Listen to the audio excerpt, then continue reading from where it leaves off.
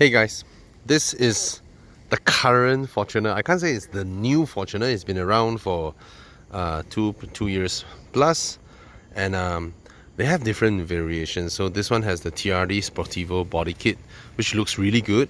But let's have a look at the car. Now I've reviewed the petrol version 2.5 years ago. That was the I think it's 2.7 liter 4-cylinder petrol engine. I remember I was saying it's one of the biggest 4-cylinder engines out there. Well, this is the diesel. I've never driven the diesel before, and this is my first time driving it. And of course there is some expectations there because it's based on a Hilux, same engine and all that.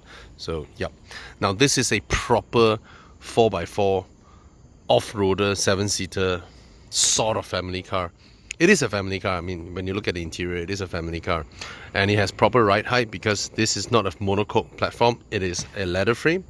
So ladder frame cars, you have an entire frame down there, very strong, very rigid, and then you have the body on top. Of course, ladder frame is more for durability, okay, instead of outright ride comfort, rigidity and things like that. So you can see the ride height is something else compared to the so-called SUVs we know today. You know, stuffs like the GLA, HRV, BMW X2, and for those of you American viewers, the Tesla Model X is a joke lah. That's not an SUV, right? Try and bring that car to off-road. Alright, this is a proper off-roader. And in our markets, in the ASEAN market, Malaysia, Thailand, Indonesia, Philippines, not so much Singapore, these cars are very popular because we have muddy roads, we have bad roads, we have good roads, we have river trailing crossings and things like that, and these guys can go anywhere, do anything. Okay, as much as I love my XC90, I wouldn't bring my XC90 to follow something like that to some trails. Okay, they're gonna left me stranded somewhere. You can tell how hardcore, I wouldn't, sorry for the word hardcore, how proper off-roading it is just with the approach angle. The approach angle of this car is massive, right? You can climb up stuffs that are extremely steep. Okay, of course that will depend on the tires and the drivetrain and a lot of other factors, but I'm just saying that the design of the car doesn't hinder you from doing all that. It is a big car as well. It's very tall. I am 5'11", and I think this thing is a couple of inches above my height. Right, it's a tall car. It is a tall car. Okay, you can tell that from there. And these are the kind of cars where when you go to a car wash, they welcome you with open arms because it's expensive. It's expensive to wash cars like that because they need a ladder to climb up your car to wash the roof. Right, so washing cars like that, costly. Maybe double. Now the design of the Fortuner has always been really good looking. Okay, this segment in Malaysia, somehow Mitsubishi Pajero Sport decided to give the entire segment to this car because the Pajero Sport is arguably better looking and is so popular in Thailand, but somehow the previous Pajero Sport was so popular in Malaysia as well, but somehow they gave up the whole segment and they bank on the Outlander, which is more family, more family oriented, more Malaysian, a car that suited Malaysians more. So the segment now is left with the Fortuner, the Isuzu Mu-X, and the Ford Everest. Okay, the Ford Everest barely sells any because it is about 230 to 240,000 ringgit. Everybody decided to buy a BMW if their budget is there, or a Mercedes. Okay, so the battle was left with this guy and the Mu-X. The Mu-X is a couple of grand cheaper, or maybe 10 grand cheaper, and the Mu-X is actually equally capable, big size and all that, with a very fuel efficient engine, comfortable and things like that. But in terms of handling, I think the Fortuner is better than the Mu-X, but the Mu-X is more comfortable. Okay, but in terms of design, there's no challenge here. Okay, this guy looks like a proper modern Toyota. Oh, wait, Okay, SUV. Whereas the MU-X, you can tell the MU-X in terms of design can't be matched to this in terms of modernity and things like that. So you have a power boot back here that uses power struts. You can see that? 2 power struts. They move rather slowly, which I don't mind, but sometimes I just felt that if the tailgate isn't too big, using the hands are just fine. Okay, with all 7 seats up, you have a little bit of space here, and then you can see it's pretty tight there, but I'm sure I'll be able to fit at the back there. Okay, let's start the car first. Oh, do you want me to walk around the design? Now, the Fortuner's design has been the best thing that everybody likes about this car. It is very stylish, somewhat premium looking even. Okay, it looks somewhat premium. You could have swapped a Lexus badge there and it'll be fine. You can call this a Lexus GX or something. Alright, now the 360 cam in this is pretty awkward, but knowing the Japanese people, they are very pragmatic. They don't care about all those little aesthetics. Okay, nice designs all around. I was talking about the tires just now. I said it's pretty good. These are Bridgestones. Bridgestone jeweler, so I have no idea what's that. See a camera here as well, so that complements the whole 360 camera, so I give you a proper view of the car. Ooh, imagine this is a camo. Nice, huh? It's a good looking car. It's a very good looking car. Okay, and in this TRD trim, even better, and the interior continues that as well. Let's come in and have a look. Beautiful interior. Start the car.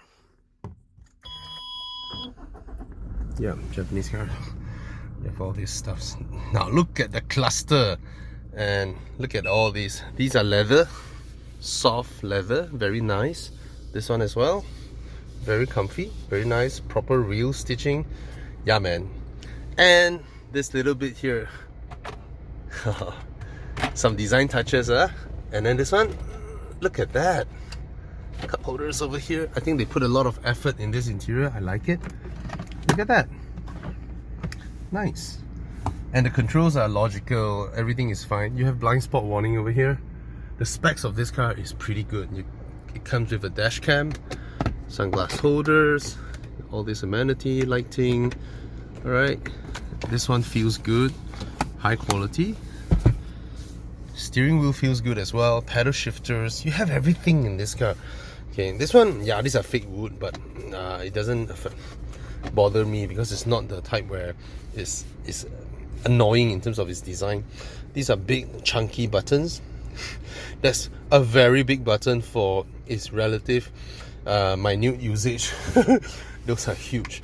You get a large console box over here as well. You get a 12-volt socket over here. You have a DVD player here with the screen, and then you have aircon controls. Yep, mounted everywhere in the car. Okay, everybody gets some air conditioning in this car. Alright, proper stuff. See that? Alright, and the second row is comfy as well. Let's go to the second row. Okay, lovely interior. It's a nice interior. Okay, second row. The tunnel is not very tall, and then I can fit my feet here. It's very comfy here at the back here. Okay, headroom, leg room, knee room, everything.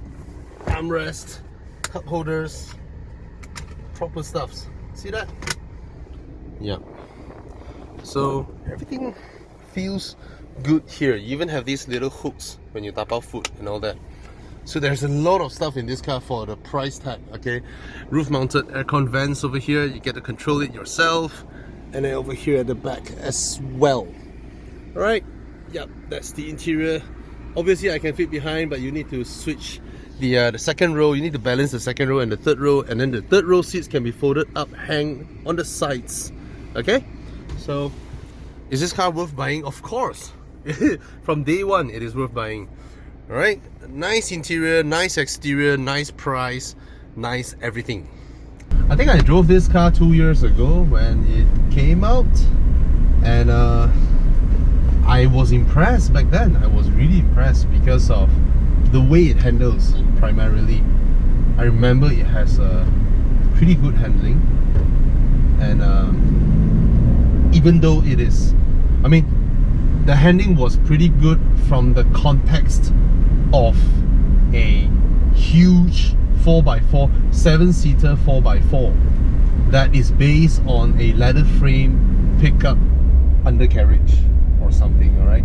Of course, it is based on the Hilux or similar to the Hilux, but I think this car has held itself well. I think this car owns the market, okay, because this segment used to be popularized by the Pajero Sport, and then of course the Fortuner. The first gen Fortuner was really popular as well, right?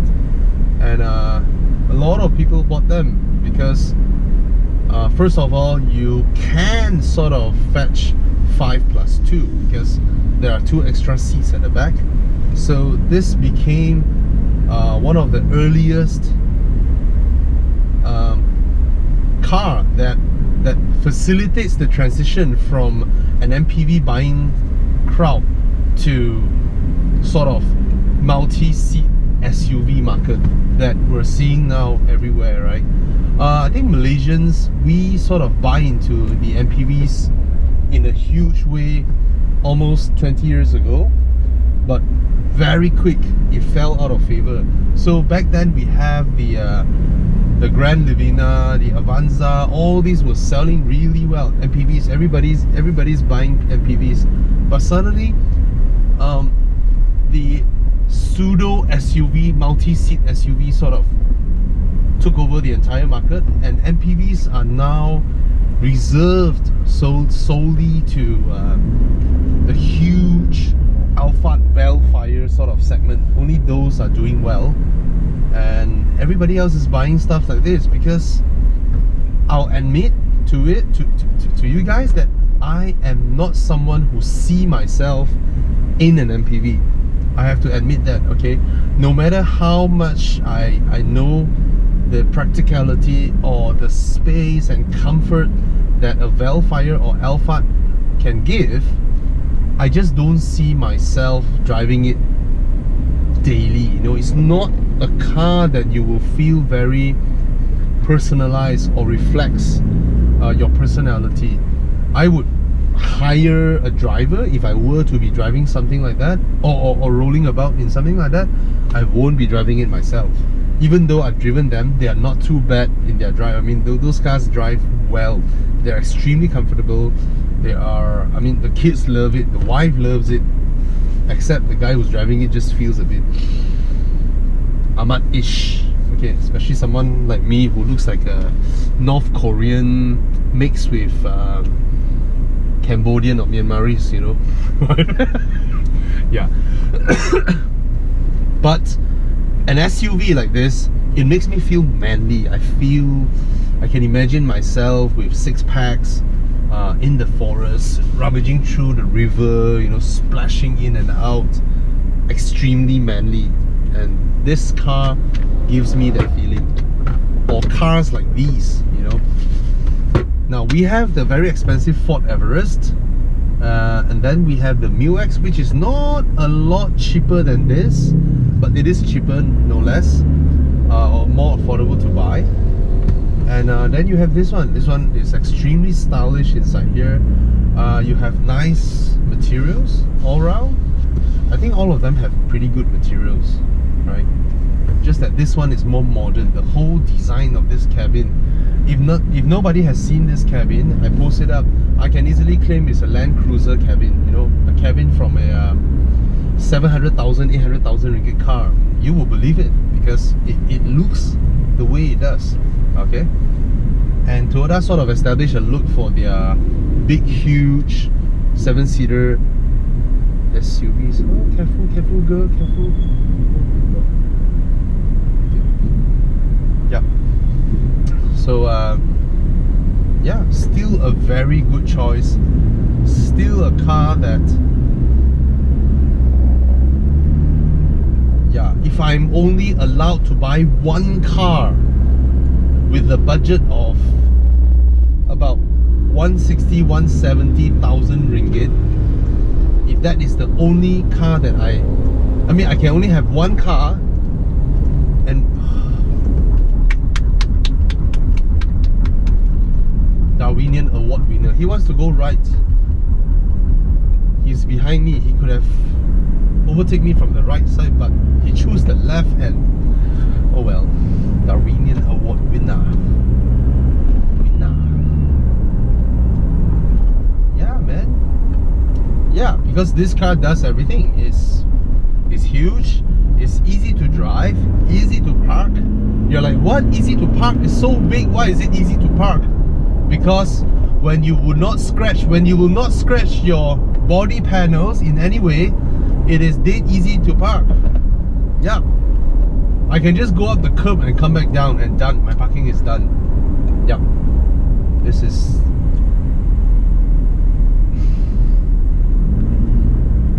the CX-5 looks like a tiny Myvi next to me now. I mean, let's put it this way, I love 7-seater SUVs because I can ferry my whole family, and it's that SUV look, right? But then you kinda have to start with, I know that the Arus or the Toyota Rush is the starting point. You know, it used to be an MPV form factor, but then now they styled it to look like an SUV. So you take away that part where you look mom-ish, right? Now you take out that, I mean, still, granted, it's a big improvement. It's a big improvement. Then from that segment, you come up to this one, I believe, because in between you have not a lot of choice. If it were 7-seaters, you have which is same price as this. It will be the Peugeot 5008, which is a car that I really like. Then you have the Mazda CX-8, which is coming soon. I think they should be about this price point, 170k-ish. And this one as well, 170k-ish. But this is a diesel, this is a Hilux platform car, a leather frame car, so everything is very tall, you know. But you know you have a very strong undercarriage down there, alright? You know you're strong down there. Yeah. Oh. I know it's gonna be fuel efficient, but it's not a lot of power, let's admit it. It's not a lot of power. Wow, if this car has the new Ford, was it a 2-liter? 2.1 or 2.2, was it? The 500 Newton meter engine. But we all know Toyotas are reliable, alright? So yeah, I mean, huge car, a lot of car for the money, and you know it won't break down, you know it's going to be fuel efficient, you know it's going to last a lifetime. This thing will outlast my XC90 7 folds to 1 or 10 to 1. This thing will last. Yeah, so if your priority is for your car to last extremely long, and you want that manly look, and you love to go outdoors and trash your cars a bit, these are the sort of cars you should buy. You know, the Ford Everest, this guy, the Mil-X, these are tough as hell, man. These are tough as hell. Not the luxury ones. The luxury ones are, you know, they're luxuries. Yep, they're just tall riding. Just to be tall riding, they are tall riding. But these guys, when it's leather frame chassis, they're tough. They're extremely tough. All right, cheers.